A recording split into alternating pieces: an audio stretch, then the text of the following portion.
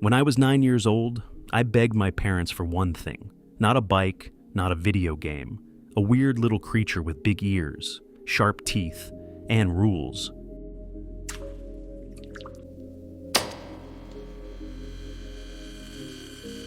If you ever get one, don't feed it after midnight. I thought that was just a movie. It wasn't.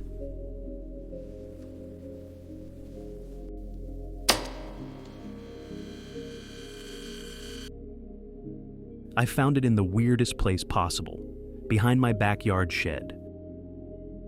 Curled up in an old storage box. At first I thought it was a stray cat, but then it moved. It was about the size of a rabbit, huge bat-like ears, soft gray-brown fur. It looked scared, and honestly, adorable. I don't know what came over me, but I picked it up, and I named him Giz. Not Gizmo, just Giz. And just like that, the first few days felt unreal. Giz followed me everywhere.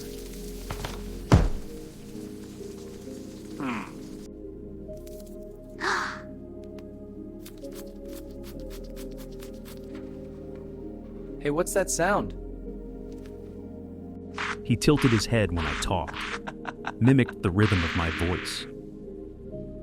He loved the TV, especially old VHS tapes. When the screen flickered, his eyes would glow brighter. Sometimes I'd catch him staring at the screen before it even turned on, like he knew it was about to. He was curious, mischievous, always climbing onto furniture. Once I found him sitting on top of the bookshelf, looking down at me like he owned the house. But whenever water splashed near him, even a small drip from the sink, he flinched, hard. I laughed it off. I mean, what's the worst that could happen? The night everything changed, it was raining. A heavy storm, power flickering. The clock read 11:57 p.m.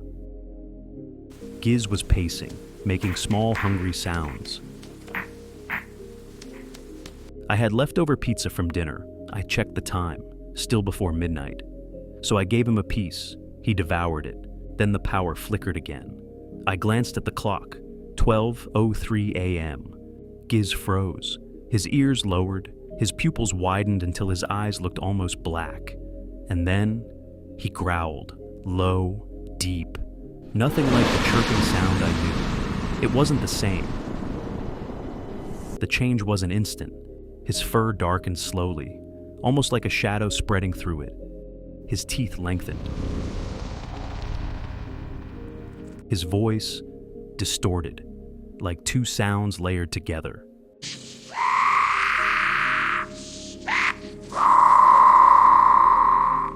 He moved differently now, less playful, more calculated. Cabinet doors opened by themselves. Burn marks appeared on the kitchen counter.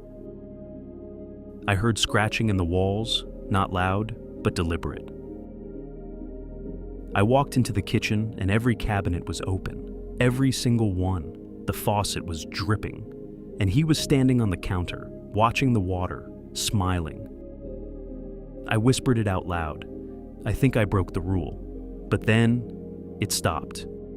The growling, the movement, the static. I found him under the couch, small again, curled up, shaking. His fur slightly darker than before, his amber eyes duller. He wasn't evil. He looked confused, scared. Like he didn't understand what had just happened to him. And that's when it hit me. He didn't change because he was a monster. He changed because I ignored the rule, because I thought it was just a story. He trusted me, and I failed him. You don't raise a monster, you create one. When you forget the boundaries that protect it.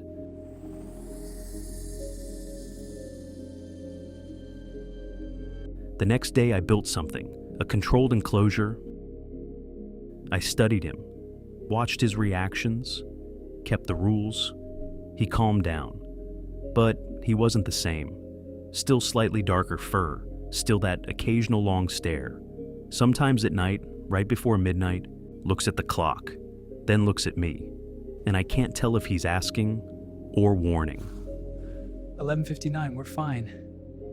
The last time the clock hit 11:59 p.m., he slowly turned his head toward the camera and smirked.